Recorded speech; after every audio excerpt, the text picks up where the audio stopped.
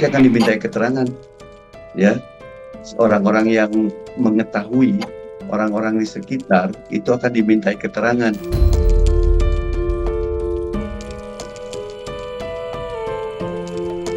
Walaupun itu tidak masuk kategori narkotika, tetapi segala sesuatu yang disalahgunakan itu yang perlu kita antisipasi.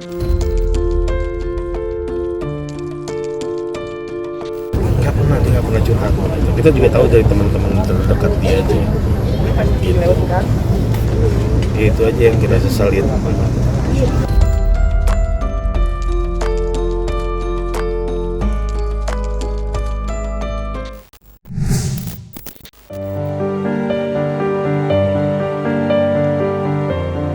Miris, belum kering air mata keluarga meratapi kepergian almarhumah Lula Lafah, jagat maya justru diramaikan dengan berhembusnya isu miring dan kontroversi soal kejanggalan yang tersisa di hari pilu tersebut. Ya, berbagai spekulasi miring kini ramai bermunculan dan bergulir liar kemana-mana.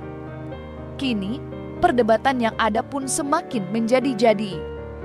Usai munculnya kabar yang menyebut bahwa pada hari ini, pihak kepolisian akan memanggil Reza Arab Octavian untuk menjalani pemeriksaan sebagai saksi dalam kasus berpulangnya almarhumah Lula Lafah. Lantas, seperti apakah advokat Togar Situmorang menyikapi hal ini dari kacamata hukum? Lula Lafah meninggal diketemukan oleh pihak security apartemen di apartemennya. Nah, Lula Lafah ini diduga itu karena adanya jantung berhenti. Namun, isu di luar berkembang, itu ada pro dan kontra. Kita harus tetap menghargai atau menghormati daripada pihak kepolisian, di mana pada saat olah TKP ditemukan di tempat peristiwa terjadinya meninggal Lula, itu memang ada beberapa benda-benda yang memang ada indikasi atau apa.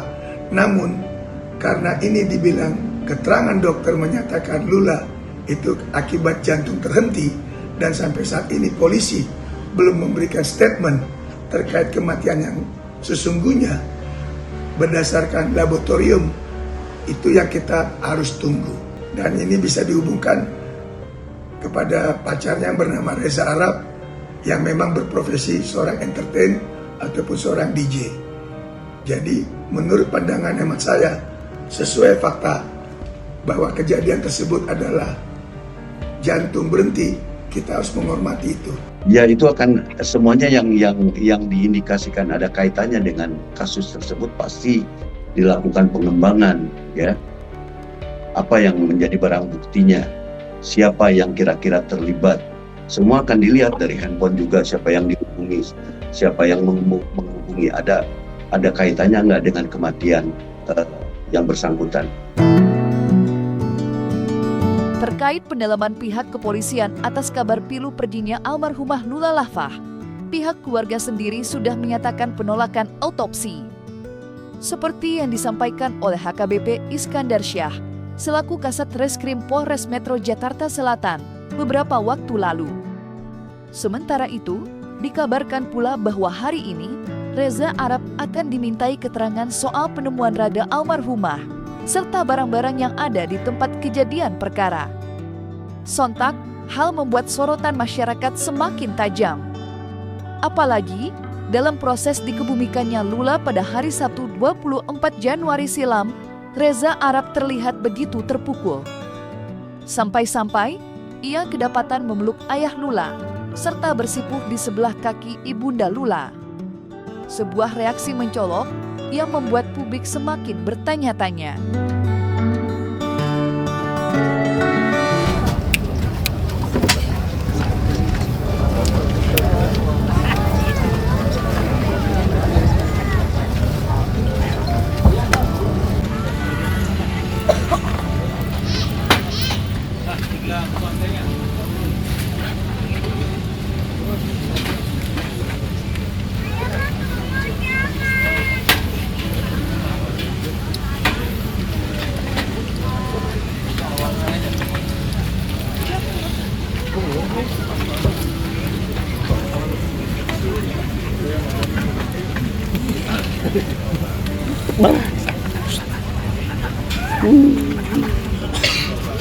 Kalaupun ada isu di luar dikatakan almarhumah Lula itu ada indikasi tanda kutip dan seterusnya, itu kita tidak akan sampai ke arah sana. Karena kenapa?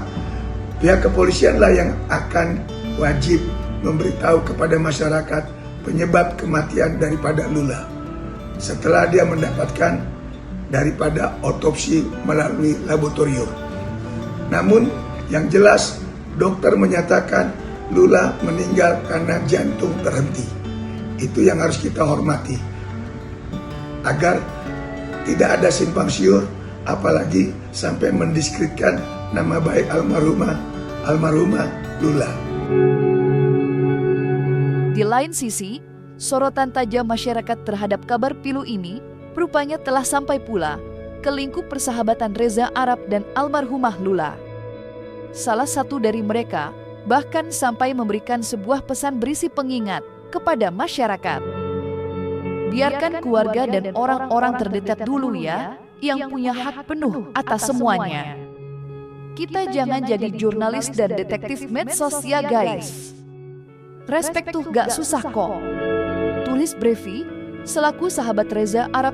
Namun menariknya, beberapa orang terdekat dari almarhumah Lula dikabarkan juga akan diperiksa atas kasus ini.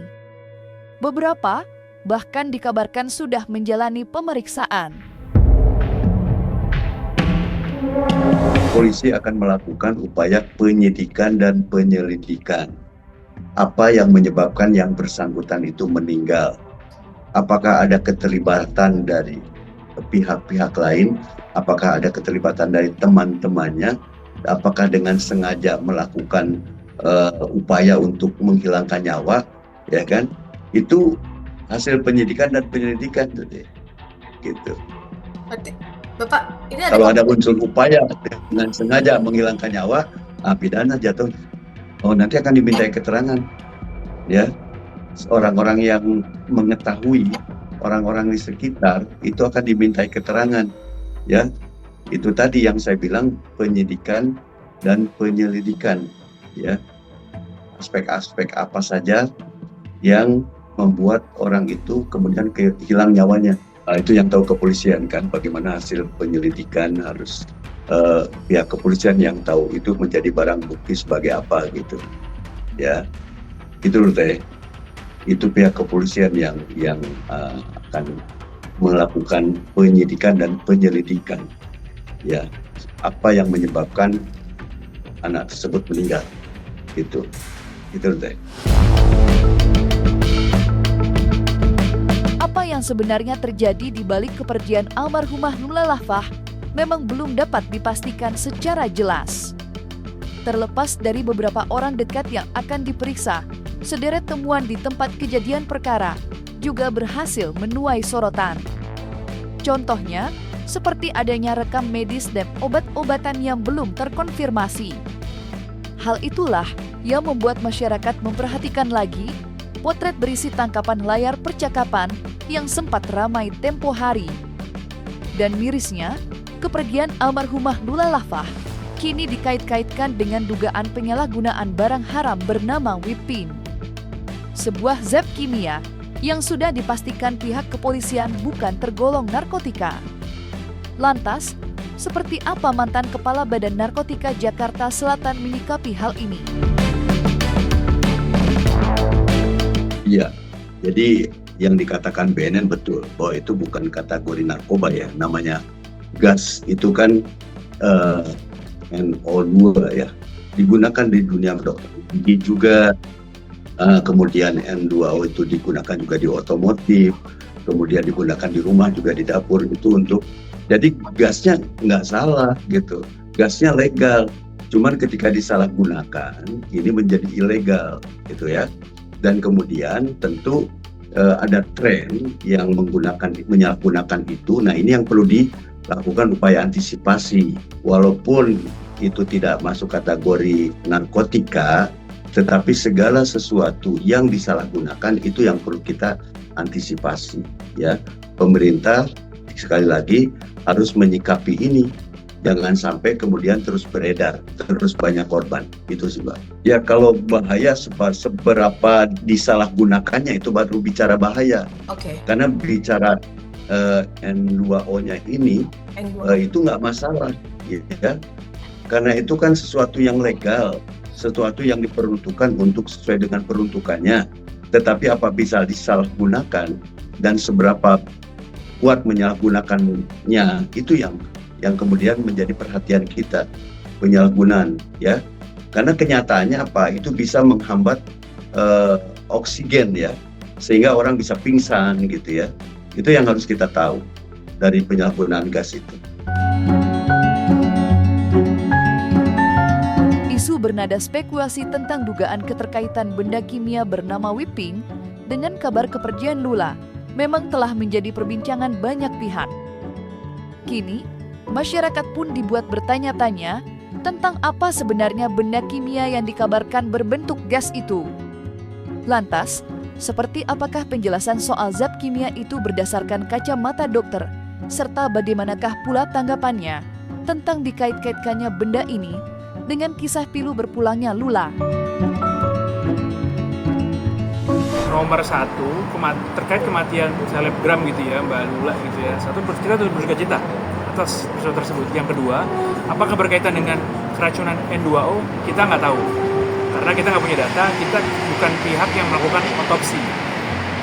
Nah, yang ketiga, apakah N2O ini berbahaya? N2O dalam isu yang beredar luar di masyarakat itu adalah N2O dalam bentuk whipped cream. Jadi N2O ini atau nitrate oxide ini digunakan sebagai pembentuk krim karena dia sifatnya larut lemak. Jadi krim itu kan lemak, jadi dia bagus untuk mengembangkan. Ceritanya gitu di industri makanan dan dia food grade katanya. Jadi aman untuk dimakan, bukan untuk dihirup. Nah, ternyata dan tidak hanya di Indonesia, di dunia secara luas karena efek dari N2O ini satu dia bisa bikin euforia atau bikin senang. Kayak pil ecstasy itu kan ada euforianya. Jadi ada zat tertentu di kepala kita yang terstimulasi, dopamin namanya, jadi lebih bahagia, jadi euforia gitu, kayak kita happy gitu. Itu bisa efeknya seperti itu jika dihirup. Jadi dihirup ya, jadi disalahgunakan. Ketika digunakan yang tidak semestinya secara inhalasi atau secara hirup, ini yang berbahaya. Jadi dia kalau dihirup, apa dampaknya?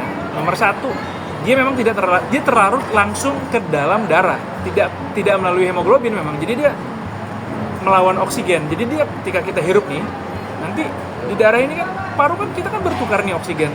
Jadi kandungan oksigen yang rendah lalu masuk ke dalam tubuh ditukar. Intinya darah bersih tukar darah kotor dengan oksigen yang banyak gitu kan. Nah, penukaran ini menjadi bermasalah ketika N2O yang dihirup. Jadi oksigennya sedikit yang ada di darah. Nah, kalau misalnya konsentrasi cukup banyak, kan jadi hipoksia atau kekurangan oksigen di darah. Dampaknya apa kalau oksigen kurang di darah?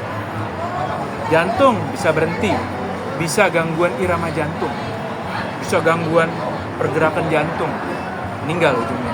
Dalam waktu tertentu ya, jadi misalnya sekian menit sampai sekian jam.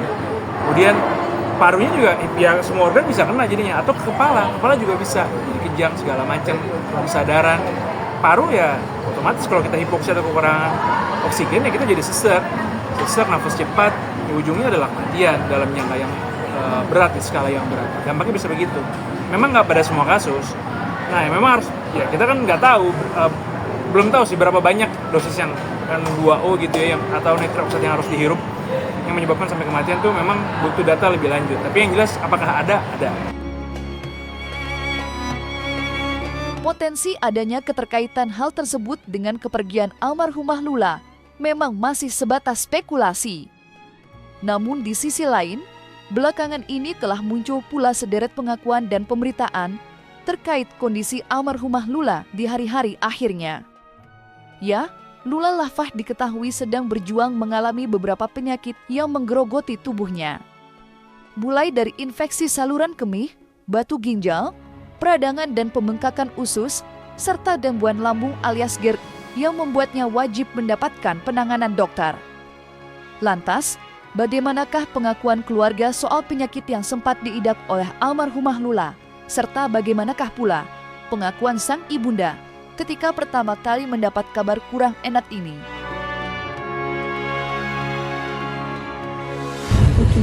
dapat kabar dari Fahri, katanya anakku itu kritis. Terus aku disuruh ke apartemennya, terus tengah jalan dia bilang aku ada mati. Jadi ya pada hari itu memang nggak ada kabar dari Lula. Walaupun sebelumnya aku 2 hari berturut-turut itu dia telepon aku. Pas sampai Fatma mati, aku masih nunggu lama karena si Om harus ke Polsek Kebayoran Baru lama gitu ya. Sampai akhirnya temennya Lula, Ediska, Sarah Gibson datang satu-satu, semuanya datang.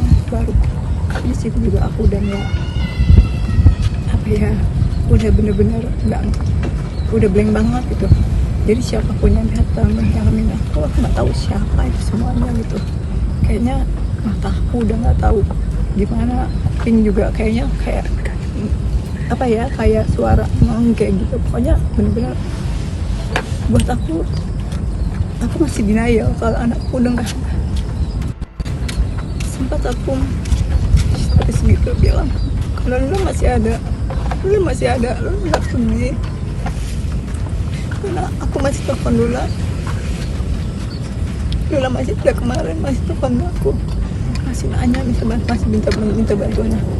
Nggak pernah curhat. Kita juga tahu dari teman-teman terdekat dia aja gitu. Itu aja yang kita sesalin. Kalau firasat sih enggak, cuman kan yang kita tahu semua ya, waktu tahun baru dia sempat masuk ke rumah sakit beberapa hari gitu. Memang dia punya GERD ya, itu udah yang sering kambuh, terus dia juga ada pembengkakan di usus gitu. Itu yang sering dia keluhin, tapi dia nggak pernah keluh sama keluarga. Dia keluhnya sama teman-temannya terdekat dia kan sakit banget di perut bagian kiri gitu. Tapi kita nggak tahu gitu. Kalau kita tahu mungkin kita suruh dia berobat lah, mungkin ya, kalau juga di sini mungkin dibuat bisa kok dia seperti itu gitu. Tapi kenapa dia enggak gitu. Ya itu mungkin akhirnya dia tahan. Akhirnya tadi malam itu nggak kuat, mungkin komplikasi dari situ.